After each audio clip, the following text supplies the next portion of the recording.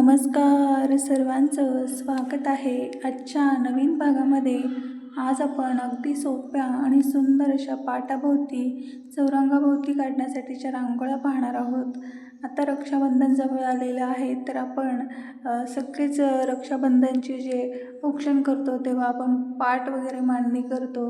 त्याच्या भोवती रांगोळ्या काढण्यासाठी आज मी तुम्हाला सुंदर अशा रांगोळ्या दाखवणार आहे. तर मैत्रिणींनो, आजच्या रांगोळ्या नक्कीच सगळ्यांनी पहा आणि यातल्याच तुम्हाला ज्याही आवडतील त्या रांगोळ्या नक्कीच पाटाभोवती किंवा चौरंगाभोवती काढा. किंवा आता गणपती पण आता जवळ आलेले आहेत, तेव्हाही तुम्ही या टाईपमधल्या रांगोळ्या पाटाभोवती चौरंगाभोवती काढू शकता. आणि उद्याच्या भागातही आपण याच टाईपमध्ये अगदी सोप्या आणि सुंदर अशा डिझाईन पाहणार आहोत. तर मैत्रिणींनो, नक्कीच आजचा व्हिडिओ शेवटपर्यंत पहा आणि सगळ्यांना तुम्हाला ह्या डिझाईन जमतील एवढ्या सोप्या आहेत, जास्त अवघड नाही आहेत. तर नक्कीच तुम्हाला आजचा व्हिडिओ आवडेल.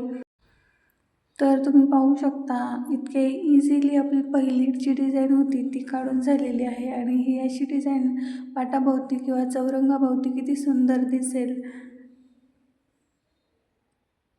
तर मी फक्त आडव्या दाखवलेल्या आहेत. पूर्ण चौरंगाभोवती पण तुम्ही याच टाईपमध्ये करू शकता. ॲडजस्टमेंट करून आता तुम्हाला ते करावं लागेल. तर तुम्ही पाहू शकता, आपली पहिली डिझाईन रेडी आहे. नेक्स्ट आपली डिझाईन खूप सुंदर डिझाईन आहे ही. आता आपण ज्या डिझाईन पाहतो त्या सर्व अशा वेलींच्या, फुलांच्या किंवा ज्या चकलीवाल्या आहेत त्यावाल्या डिझाईन पाहतो आहे. कारण की पाटाभोवती चौरंगाभोवती आपण याच टाईपमध्ये अगदी सिंपलच डिझाईन पाहू शकतो. यामध्ये आपण जास्त काही वेगळं काही करू शकत नाही किंवा मग कलर्स वगैरे वापरून पण त्यावरती आपण डिझाईन्स वगैरे काढू शकतो. ही पण एक सुंदर डिझाईन आहे. अगदी इझिली होणाऱ्या डिझाईन आपण चौरंग पाटाभोवती काढू शकतो. जसं की वेली, फुलं, पानं अशा सिंपल डिझाईन काढायच्या.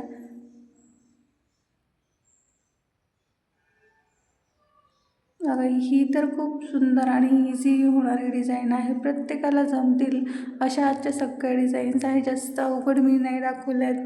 आता उद्याच्या भागामध्येही आपण ह्या टाईपमध्ये थोड्याफार डिझाईन पाहूया आणि पुढच्या व्हिडिओमध्ये आपण रक्षाबंधनसाठीच्या रांगोळ्या पाहूया.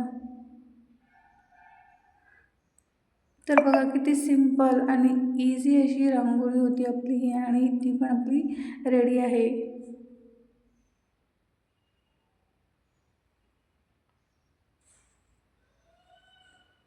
पुढची ही रांगोळी बघा, आपल्याला अशा पद्धतीचा एक आकार काढून घ्यायचा आहे फक्त.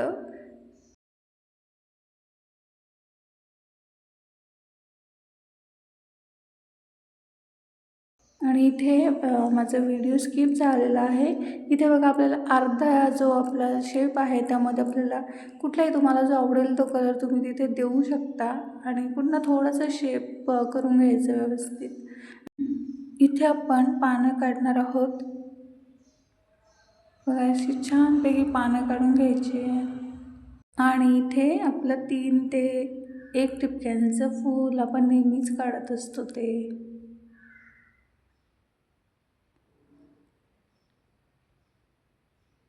तर तुम्ही पाहू शकता, अगदी सिंपल अशी डिझाईन होती ही.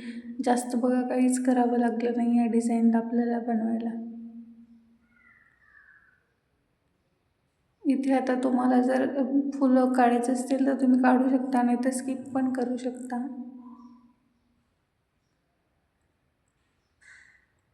इथे टूलच्या मदतीने आपण फुलं बनवून घेणार आहोत.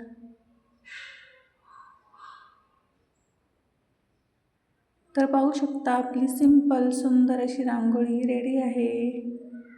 नेक्स्ट आपली डिझाईन थोड्याशा ब्रॉड डिझाईन आहेत पुढच्या, पण ठीक आहे, तुम्हाला आवडतील.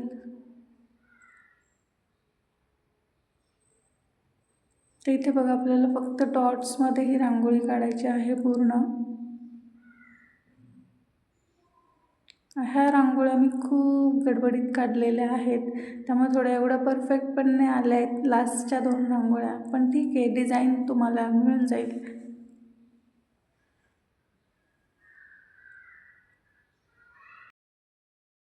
हे माझे जे केंद्रवरतीने जे शेप आहेत ते व्यवस्थित आलेले नाही आहेत. ही डिझाईन ट्राय करून पहा, खूप सुंदर दिसते. माझी जास्त परफेक्ट नाही आली, पण तुम्ही जेव्हा बनवाल तेव्हा परफेक्टली तुम्ही बनवायचा प्रयत्न करा. खूप इझी अशी डिझाईन आहे ही. तर इथे बघा आपल्याला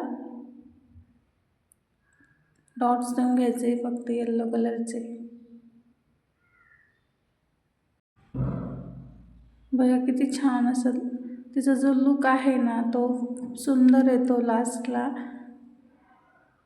थोडी ब्रॉड आहे ही डिझाईन. तुम्ही अगदी फेस्टिवल्समध्ये पण वापरू शकता अशा टाईपच्या डिझाईन.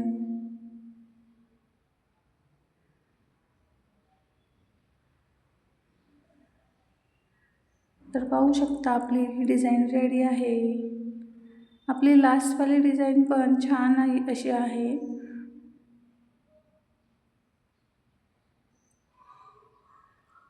इथे बघा आपल्याला एक फक्त रेष काढून घ्यायची आहे आणि बोटाच्या मदतीने आपण असा एक आकार काढून घ्यायचा आहे. ही डिझाईन खूप छान आहे, कलरफुल अशी डिझाईन आहे.